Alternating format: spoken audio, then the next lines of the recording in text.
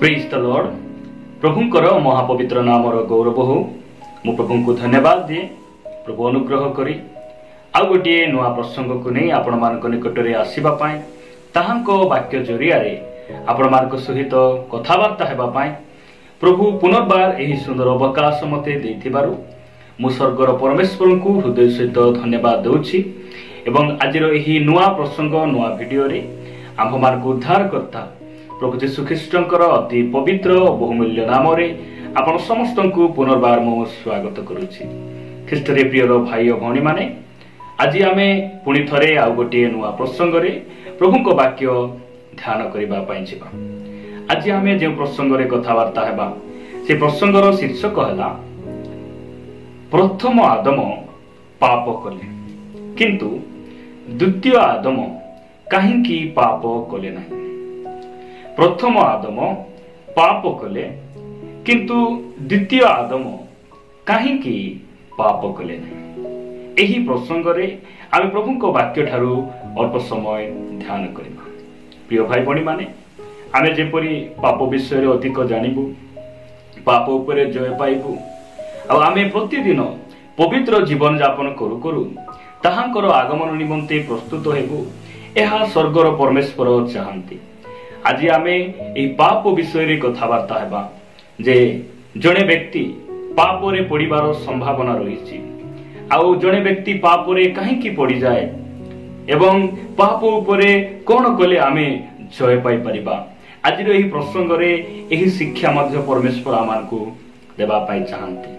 प्रिय भाई भणी माने द्वितीय आदम कहिले कोन द्वितीय आदम कहा कुहा जाए एही प्रकार आम अनेकंक मन मध्य रे प्रश्न आसी पारे। मु विश्वास करे जे माने हमर YouTube चैनल रे हमर वीडियो गुडी को आपण माने देखुचंती आपण माने वाक्य रे परिपक्व लोक माने अटंती आपण माने मेच्योर्ड भाई भाई माने अटंती एहा मु निश्चित भाव रे विश्वास करे। तथापि जदि आमानक मध्य रे केही आमे अज्ञ अछु जानि नाहु जे द्वितीय आदम कहिले किए यह जदि आमानक मन मध्य रे संदेह आसी पारे सेति पई मु आपण मानकु प्रभु को वाक्य रे कहिबा पई चाहे जे आमे बाइबल रे द्वितीय आदम कहा को कहू। मो सहित आपण माने प्रथम कोरिन्थिय 15 अध्याय को आसीबे। प्रथम कोरिन्थिय 15 अध्याय मु आपण मानक निमंते 45 पदरु 47 पद पर्यंत केवल मु पढ़ी देबी जो द्वारा आमे स्पष्ट हेबा जे द्वितीय आदम किए अटंती। लेखा जाए एही परि मध्य लेखा अछि प्रथम मनुष्य आदम जीवित प्राणी हेले शेष आदम जीवनदायक आत्मा हेले। मात्र जहा आत्मिक ताहा प्रथम नुहे किंतु जहा प्राकृतिक ताहा प्रथम परे आत्मिक। 47 पद प्रथम मनुष्य पार्थिव मृत्तिकारे निर्मित द्वितीय मनुष्य स्वर्गरु आगत। शेष आदम बा द्वितीय मनुष्य जहांकु साधु पाउल बा आम्भे माने बुझु जे प्रभु को वाक्य द्वारा से हेउचंती आम्भ मानकर उद्धारकर्ता प्रभु जीशु ख्रीष्ट। प्रभु जीशु ख्रीष्ट को बाइबल द्वितीय आदम बोली कहे। आज आमे कथावार्ता हेबा जे प्रथम आदम पाप कले किंतु द्वितीय आदम काहेकि पाप कले नहीं।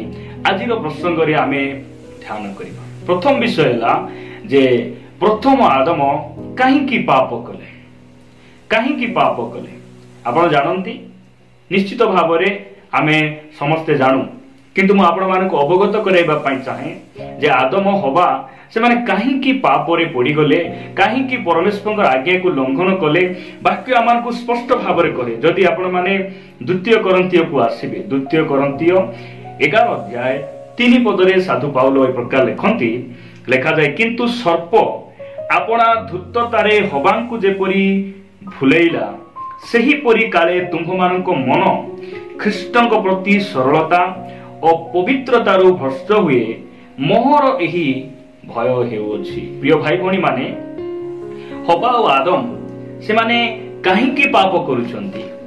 प्रथम विषय जे भ्रांत हेइ गले से माने शैतान सेमानक मध्य रे आसी प्रभु को वाक्य प्रति जो संदेह आनिला लेखा जाउछि सर्प आपणा द्रुततारे हबा को भुलेइला अर्थात भ्रांत करिदेला आदम आ हवा शैतान रो कथारे पड़ी से माने प्रथम विषय से माने भ्रांत हेले। प्रिय भाई भणी माने जदि आमे वाक्य पढ़िबा नै नूतन नियमर से पवित्र आत्मांकर शक्ति अभिषेक तांकर प्रकाशन को आमे पाइबा नै, जदि आमे बाइबल न पढ़ी आमे जदि कार वाक्य को सुनिबा अन्य कार लिखित बुक बा बही को आमे पढ़िबा आमे भ्रांत हो जिबा।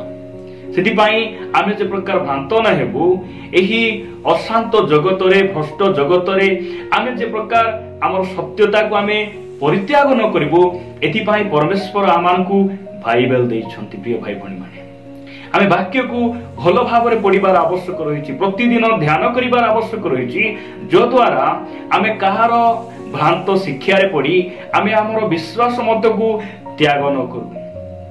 हवा और आदम से माने एथिपाई पाप कले जे परमेश्वर वाक्य प्रति जो शैतान संदेह आनिला आउ से माने भ्रांत हो गले। प्रथम विषय से माने भ्रांत हो गले। द्वितीय विषय से माने ईश्वर को इच्छा को से माने साधन कले नै, निज इच्छा को निज जीवन रे से माने पूर्ण कले, निज इच्छा रे बंचिबा पाई से माने चेष्टा कले। प्रिय भाई भणी माने आज आमे ध्यान करिबा जे द्वितीय आदम अर्थात प्रभु यीशु ख्रीस्ट से काहीकि पाप कले नै। प्रथम आदम हवा से माने एदन उद्यान रे थिले, परमेश्वर आज्ञा को से माने लंघन कले। काहीकि लंघन कले? निज इच्छा रे से माने बंचिबा पाई चेष्टा कले। प्रभु जते बेले आदम को सृष्टि कले से केवल सृष्टि कले ताहा नुहे, से निजस्व इच्छा मध्य कोन कले आदम को देले। से चाहिए परमेश्वर की इच्छा को मानि पारिबे, से चाहिए परमेश्वर इच्छा बा तांकर आज्ञा को अमान्य करि पारिबे। एही इच्छा शक्ति मध्य परमेश्वर आदम को देले। प्रिय भाई भणी माने आज मध्य सेही इच्छा बा जाको आमे इंग्रजी रे कहू फ्री विल बोली कहू, सेही इच्छा आज मध्य परमेश्वर आम मान को देइछन्ति। साधु पाउल गालात्य मंडली को निकट को लेखिला बेले से प्रकार लिखुचंती, स्वाधीनता निमंते ख्रीष्ट आमान को मुक्त करिसंती। परमेश्वर आम मान को स्वाधीनता देइसंती। आ पितर लिखुचंती एही स्वाधीनता को आमे दुष्टतार आवरण भावरे व्यवहार करिबा उचित नुहे। साधु पाउल कहिले जे मोर सबु विषय करिबा निमंते मोर स्वाधीनता अछि, मात्र मु कोनोसी विषयर दास हेबि नै। प्रिय भाई भणी माने प्रभु आमान को अनुग्रह करंतु। प्रथम आदम से निजर इच्छा को साधन कले, आउ से परमेश्वर ठारू दूर को चली गले, एदन उद्यान से तोड़ा खाइले। आज आमे समीक्षा करिबा आमे कार इच्छा साधन करूछु। जदि आमे निज इच्छा रे जीवन यापन करू, आमे निज इच्छा रे चालू, आमे केबे मध्य पाप उपरे जय पाई पारिबा नै। तो आमे कथाबार्ता हेबा जे प्रभु यीशु ख्रीष्ट बा द्वितीय आदम से काहीकि पाप कले नै। मु आपण मान को निकट रे जोहन लिखित सुसमाचार 4 अध्याय 34 पद आम समस्त निमंते मु पढ़िबा पई चाहे। लिखा जाए, जीशु सेमान को कहिले, मोहर प्रेरणकर्तांको इच्छा साधन करिबा और ताहांकर कार्य समाप्त करिबा, एहा ही मोर खाद्य। मु प्रभु को धन्यवाद दिए। प्रभु यीशु ख्रीष्ट आज को 2000 वर्ष तले से जगत को आसिले, से जे प्रकार ताहांकु प्रेरण करिथिबा अर्थात पिता परमेश्वर इच्छा को से साधन करिबे। से एथि पई पाप करे नाही, निज इच्छा को मारी देले, निजर गर्भ को मारी देले, निज को नम्र कले, आ परमेश्वर इच्छा को साधन करिबा पई से निष्पत्ति नेले। केवल निष्पत्ति नेले ताहा नुहे, परमेश्वर निकटरू से अनुग्रह को प्राप्त हेले। प्रिय भाई भणी माने प्रभु यीशु ख्रीष्ट एथिपाई से पाप कले नाही, कारण से ईश्वर थिले। एहा हमें कहि पारु, हां से ईश्वर थिले, किंतु मु आपण मान को कहिबा पई चाहे, वाक्य मान को कहे से केवल ईश्वर नथिले।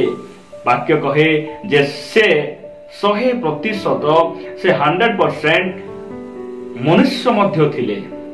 से मनुष्य मध्य थिले। केमिति आमे मनुष्य थिले कहि परिबा, कारण यीशु आम्भ मानक परि क्षुदित हेले, से आम्भ मानक परि पथश्रांत हेले, से आम्भ मानक परि शरीर धारण करि आसिले, आम्भମାନଙ୍କ परि तांको देहरे रक्त थिला मांस थिला एथिपाई से मनुष्य थिले मात्र आम परि मनुष्य हेले मध्य से पाप कले नाही वाक्य कहे ताहांको ठारे पापर लेश मध्य नथिला प्रिय भाई बहन पापर लेश प्रभु यीशु ख्रीष्टଙ୍କ पाखरे नथिला आ एहार मूल कारण आज मु आपण मानकु कहिबा पई चाहे जे प्रभु यीशु ख्रीष्ट काहे की पाप कले नाही जदि आपण माने एब्री पुस्तक 4 अध्याय को आसीबे एब्री पुस्तक 4 अध्याय 15 पद मु आपण मानक निमंते पढिबा पई चाहे एठारे प्रकार लिखा जाए कारण जे आंभ मानक दुर्बलता रे आंभ मानक प्रति सहानुभूति देखाइबा को असमर्थ आंभ मानक रे परि महाराजक नाहंती बरं से पापर हित होई आंभ मानक परि सर्वत्र भावे परीक्षित हेले मु प्रभु को धन्यवाद दी प्रभु यीशु ख्रीष्ट ए धरा पृष्ठ रे रहिबा समय रे आमे माने जे प्रकार परीक्षार सम्मुखीन हेउछु धन लोभ शारीरिक विलास जागतिक चिंता व्यभिचार आमानकर सब विषय रे प्रभु यीशु ख्रीष्ट मध्य ठीक सही परि से परीक्षित हेले मात्र कोनसी पाप कले नै लिखा जाय पापर हित होई से सर्वत्र भावे परीक्षित हेले मात्र से परीक्षा रे पड़िले नाही से पाप कले नाही तार एकमात्र कारण मु आपण मान को कहिबा पाई चाहे काहे कि आपण जानंती कि 16 पद रे लिखा जाय अतएव आस कृपा प्राप्ति निमंते पुनी उपयुक्त समय रे उपकारक अनुग्रह पाइबा निमंते आम्भे माने साहस रे अनुग्रह सिंहासन निकट को जाऊ मु प्रभु को धन्यवाद दे सब बेले से निजर इच्छा रे पाप ऊपर जय पाइबा पाई से इच्छा प्रकाश करू नथिले निज बुद्धि रे निज ज्ञान रे से कोनसी कार्य करि नथिले से अनुग्रहर सिंहासन निकट को जीवा शिखिथिले जे समय रे से प्रलोभित हेबा समय रे पाप रे से ए प्रकार तांकर मन लागिबा समय रे परीक्षित हेबा समय रे से पितांक ठारो अनुग्रह को से लोडुथिले आ से कहूथिले पिता मु पारु नाही मते सहाय्य कर मते तुमर अनुग्रह दरकार सेही समय रे पिता तांको अनुग्रह दान करूथिले प्रिय भाई भणी माने जे माने आज जदी आमे भाबुछु मु पाप रे हारि जाईछि मु पाप रे पड़ी गली आज मध्य से अनुग्रहर सिंहासन आमानक पई परमेश्वर रखिछन्ते आमे से अनुग्रहर सिंहासन निकट को जाई परिबा आ कहि परिबा प्रभु तुमर अनुग्रह रे मते धरि रख प्रिय भाई भणी माने प्रभु यीशु ख्रीष्ट एथि पई से पाप कले नै कारण से अनुग्रहर सिंहासन निकट को जीवा शिखिथिले प्रभु को निकट रे प्रार्थना करी शक्ति पाई से एही पार्थिव जगत रे पाप ऊपर से विजय जीवन यापन करथिले साधु पाउल रोमियो मंडली को से लेखंती जे तुम्भे माने तुम्भ मानक ऊपरे पाप कर्तृत्व करिबो नै कारण तुम्भे माने व्यवस्थार अधीन नुह तुम्भे माने अनुग्रहर अधीन अट जदि आपण माने रोमियो 6:14 पढिबे लेखा जाय जे तुम्भे माने अनुग्रहर अधीन अट प्रिय भाई भणी माने मोसांक द्वारा व्यवस्था आसिला मात्र प्रभु यीशु ख्रीष्टଙ୍କ द्वारा अनुग्रह आसिला और सत्यता आसिला सेही अनुग्रह परमेश्वर आमान को देइछंती अनुग्रह बिना ताहांकर सहाय्य बिना निज बुद्धि रे निज बल रे आमे पाप ऊपर जय पाई परिबा नै आ अनुग्रह परमेश्वर केउ मान को दियंती आपण जानंती कि प्रभु यीशु ख्रीष्टଙ୍କୁ से परमेश्वर अनुग्रह काहे कि देले प्रिय भाई बणी माने हमको एटा जानिबार आवश्यक रही अनुग्रह बिना आमे पाप ऊपर जय पाई परिबा नै प्रभु यीशु ख्रीष्ट से अनुग्रह पाइले काहे कि अनुग्रह पाइले मु आपण मानक निमंते याकूब पुस्तक याकूबंक पत्र 4 अध्याय 6 पद पढिबा पई चाहे लिखा जाए किंतु से मध्य अधिक अनुग्रह दान करंती एणु उक्त अछि ईश्वर अहंकारी मानकु प्रतिरोध करंती किंतु नम्र लोक मानकु अनुग्रह दान करंती केउ मानकु से अनुग्रह दान करंती समस्तंकु से अनुग्रह दियंती नै समस्तंकु पाप ऊपर जय पाइबार अनुग्रह शत्रु को प्रेम करिबार अनुग्रह पवित्रता जीवन यापन करिया पय अनुग्रह से समस्तंकु दान करंती नै କେଉଁମାନଙ୍କୁ ଦାନ କରନ୍ତି? ଯେଉଁମାନେ ନମ୍ର ହୁଅନ୍ତି, ଯେଉଁମାନେ ନିଜକୁ ଶୂନ୍ୟ ମନେ କରନ୍ତି ଆଉ ପ୍ରଭୁଙ୍କ ସମ୍ମୁଖରେ ସବୁବେଳେ ଆତ୍ମାରେ ଦିନହୀନ এই ପ୍ରକାର ଜୀବନ ଯାପନ କରନ୍ତି, ପରମେଶ୍ୱର ସେମାନଙ୍କୁ ଅନୁଗ୍ରହ ଦାନ କରନ୍ତି। ଆଉ ପ୍ରଭୁ ଯୀଶୁ ଖ୍ରୀଷ୍ଟ ସେ ଅନୁଗ୍ରହ ସେ ପାଉଛନ୍ତି। କାହିଁକି ପାଉଛନ୍ତି? କାରଣ ସେ ନମ୍ର ଅଟନ୍ତି। ନମ୍ର ଅଟନ୍ତି ପ୍ରିୟ ଭାଇ ଭଉଣୀ ମାନେ। ପ୍ରଭୁ ଯୀଶୁ ଖ୍ରୀଷ୍ଟ ସମ୍ପୂର୍ଣ୍ଣ ଭାବରେ ସେ ନମ୍ର ଅଟନ୍ତି। ଆଉ ସେଇ ପିତାଙ୍କଠାରୁ ସେ ଅନୁଗ୍ରହକୁ ସେ ପାଉଛନ୍ତି ଆଉ ପାପ ଉପରେ ସେ ବିଜୟ ଜୀବନ ଯାପନ କରୁଛନ୍ତି। ଯଦି ଆପଣମାନେ ଫିଲିପିଓ ପୁସ୍ତକ 2 ଅଧ୍ୟାୟକୁ ଆସିବେ, 2 ଅଧ୍ୟାୟ 5 ପଦରୁ ଯଦି ଆମେ ତଳକୁ ପଢିବା 8 ପଦ ପର୍ଯ୍ୟନ୍ତ ଲେଖାଯାଏ, ଖ୍ରୀଷ୍ଟ ଯୀଶୁଙ୍କର ଯେପରି ମନ ଥିଲା ତୁମ୍ଭମାନଙ୍କର ସେହିପରି ମନ ହେଉ। ସେ ଈଶ୍ୱର ରୂପୀ ହେଲେ ହେଁ ଈଶ୍ୱରଙ୍କ ସହିତ ସମାନ ହୋଇ ରହିବା ନିଜ ନିମନ୍ତେ ଧରି ରଖିବାର ବିଷୟ ମନେ କଲେ ନାହିଁ, କିନ୍ତୁ ମନୁଷ୍ୟ ସଦୃଶ ହୋଇ ଦାସ ରୂପ ଧାରଣ କରି ଆପଣାକୁ ଶୂନ୍ୟ କଲେ।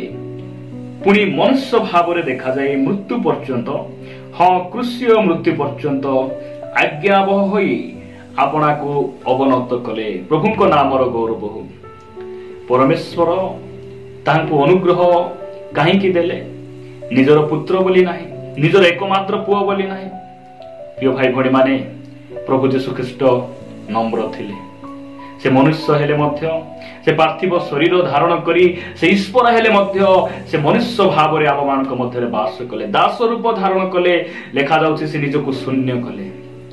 ଆଉ ଶୂନ୍ୟ କରିବାରୁ, ନମ୍ର ହେବାରୁ ପରମେଶ୍ୱର ଆଜି ତାଙ୍କୁ ଉଚ୍ଚ ନାମରେ ନାମିତ କଲେ। ଯେଉଁ ନାମରେ ଆମମାନଙ୍କର ପରିତ୍ରାଣ ଅଛି, ଯେଉଁ ନାମରେ ଆମମାନଙ୍କର ଶାନ୍ତି ଅଛି। ପ୍ରିୟ ଭାଇ ଭଉଣୀ ମାନେ, ଯେଉଁ ନାମରେ ଆମ ପାଇଁ ସ୍ୱର୍ଗ ରଖାଯାଇଛି। ମୁଁ ପ୍ରଭୁଙ୍କୁ ଧନ୍ୟବାଦ ଦିଏ। ଯଦି ଆମେ ପାପ ଉପରେ ଜୟ ପାଇବା ପାଇଁ ଇଚ୍ଛା କରୁ, ଆମେ ଯଦି ଏହି ପାପ ଅଭିଳାଷ ଉପରେ ଆମେ ବିଜୟ ଜୀବନ ଯାପନ କରିବା ପାଇଁ ଇଚ୍ଛା କରୁ, ଆମେ ପ୍ରଥମ ବିଷୟ ନମ୍ର ହେବାର ଆବଶ୍ୟକ ରହିଛି। ଯଦି ଆମେ ନମ୍ର ହେବା, নত ହେବା, ପ୍ରଭୁଙ୍କ ନିକଟକୁ ଯିବା, ପ୍ରଭୁ ମୁଁ ପାରୁନାହିଁ, ପ୍ରଭୁ ମୁଁ ଏହି ପାପ ଜଗତରେ ମୁଁ ପବିତ୍ର ଜୀବନ ଯାପନ କରିପାରୁନାହିଁ। ମୁଁ ଯାହା ଦେଖୁଛି ତାହା ମୁଁ କୁଅଭିଳାଷରେ ଦେଖୁଛି, ଯାହା ମୁଁ ଚିନ୍ତୁଛି ସେ ଭାବନା ଗୁଡ଼ିକ ତୁମ ଦୃଷ୍ଟିରେ ପସନ୍ଦର ବିଷୟ ନୁହେଁ, ତୁମର ସନ୍ତୋଷର ବିଷୟ ନୁହେଁ। ପିତା ତୁମେ ସାହାଯ୍ୟ କର। ସେ ସାହାଯ୍ୟ କରିବେ, ସେ ସାହାଯ୍ୟ କରିବେ। ପ୍ରିୟ ଭାଇ ଭଉଣୀ ମାନେ, ଆମେ ନିଜକୁ ନମ୍ର କରି ପ୍ରଭୁଙ୍କ ନିକଟକୁ ଯଦି ଯିବା, ସେ ଆମକୁ କଣ କରିବେ? ଅନୁଗ୍ରହ ଦେବେ। ଯେଉଁ ଅନୁଗ୍ରହ ଦ୍ୱାରା ଆମେ ପାପ ଉପରେ ଜୟ ପାଇପାରିବା। ପ୍ରଭୁ ଯୀଶୁ ଖ୍ରୀଷ୍ଟ ସେ କାହିଁକି ପାପ କଲେ ନାହିଁ? କାରଣ ସେ ନମ୍ର ଥିଲେ। ଆଉ ପିତାଙ୍କ ନିକଟରେ ସେ ଅନୁଗ୍ରହ ସେ ସବୁବେଳେ ପିତାଙ୍କ ଠାରୁ ସେ ଚାହୁଁଥିଲେ। ଆମେ ମଧ୍ୟ ନିଜକୁ ନମ୍ର କରିବା, ତାଙ୍କର ଅନୁଗ୍ରହର ଅଧୀନରେ ରହିବା, ଯଦ୍ୱାରା ଆମେ ପାପ ଉପରେ ଜୟ ପାଇପାରିବା। ପ୍ରଭୁ ଏହି ବାକ୍ୟ ଦେଇ ଆମ ପ୍ରତ୍ୟେକଙ୍କୁ ପ୍ରଚୁର ଭାବରେ ଆଶୀର୍ବାଦ କରନ୍ତୁ।